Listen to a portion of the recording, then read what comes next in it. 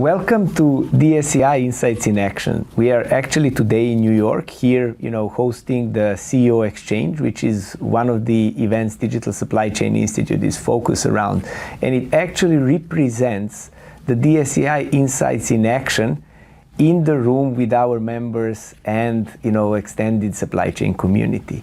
So utilizing this opportunity today with me, I have a pleasure to have Claudia Mirza, who is the CEO of RunMyProcess, a company which is actually in a way creating a new reality by orchestrating the digital processes, or actually moving the analog to digital processes. So Claudia, first of all, welcome. Thank you, Marco. What a privilege. It's a great pleasure to have you, and hearing about the vision of RunMyProcess. We wanted to use this opportunity to just focus on understanding, like, you recently joined Digital Supply Chain Institute, and your focus is transforming, which is very important, analog processes to digital processes. And there are so many organizations who are really lagging behind on it. But on the other side, you also wanted to tap into the supply chain arena in that sense. So can you please share with us more about why you have went down that route? Well, the digital supply chain is extremely critical. We have been in the past really concerned about goods, but whenever it comes to services, it's a very overwhelming and difficult to understand type of reality. And I think the Digital Supply Chain Institute is really an organization that is really bringing the awareness of what is happening in the digital world. And it is so huge. One single market potentially down could collapse markets. So I think this is critical for us to really bring the awareness and collaborate as industry to be able to empower organizations to understand more about this. So it's really interesting,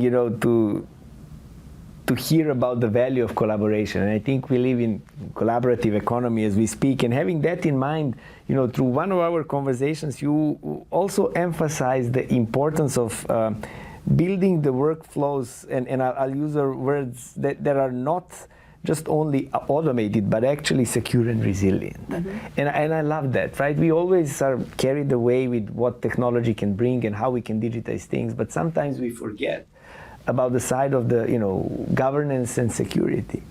And in that sense, how do you see that we can manage the necessity for speed of innovation with staying responsible with governance and security?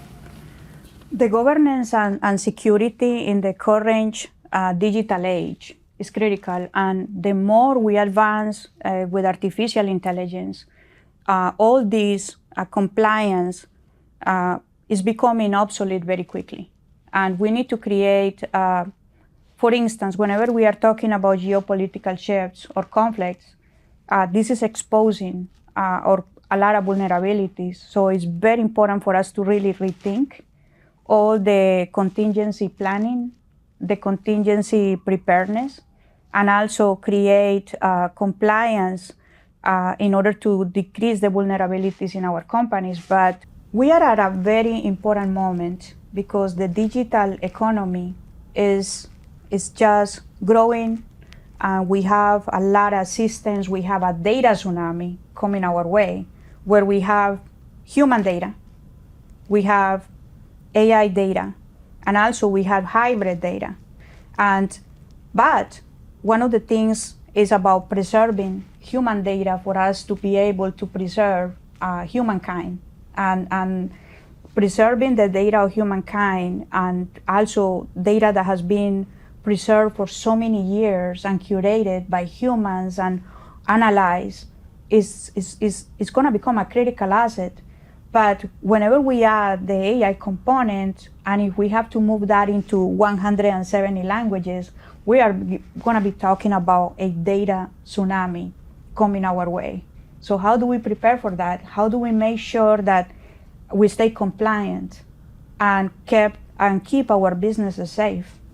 And also data not to get contaminated, right? With so many touch points and entry points, actually, it's very difficult at the moment, right? Yes. But thank you for raising that up. And you have been one of the trailblazers in raising up the awareness around the governance, and it's definitely something we should all invest time, effort, energy, and resources in. Shifting gears and moving forward in a way, like we spoke a lot, and everything what you do is around innovation, right? Mm-hmm. So knowing that you are on an innovative cycle, like how do you see, like what kind of innovation through collaboration you see you can potentially utilize through the Digital Supply Chain Institute framework and with other members, and how do you see RunMyProcess integrate in that? I think you mentioned collaboration. We started with collaborative economy. I want to round up the conversation around it. I am fascinated by the quality of the members of the Digital Supply Chain Institute. I never expected that there was this significant level of collaboration. Everywhere you go, you just find people that are ready to support you. And so going back to the human element, as I was discussing, the human connection and bringing that we cannot forget the human aspect in this era of digital or AI, in which that human contact, curating human relationships is so important. So I am super excited about the collaboration and the potential that this has. And but anything that I can do, my company, RunMyProcess, the resources in our organization to be able to collaborate and bring better standards in order to evolve the needs of the Digital Supply Chain Institute, I am here to support in any manner.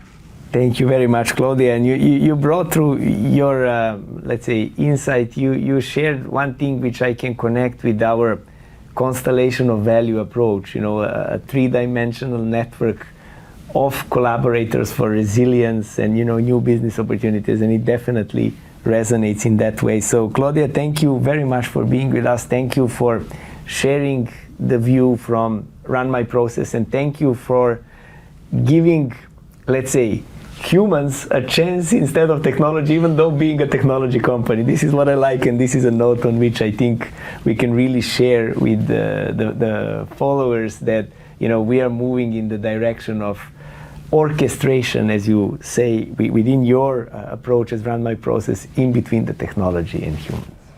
Humans could never be more important, and we need to make sure that we preserve humankind. We work with technology all day long, but the more and more I get deep into this industry, I realize that the preservation of human data and the sanctity of human data is extremely critical for us to ensure that our future generations stay safe. So let's end on the notion of safety, innovation, and growth. And thank you for being with us in another episode of DSCI Insights in Action.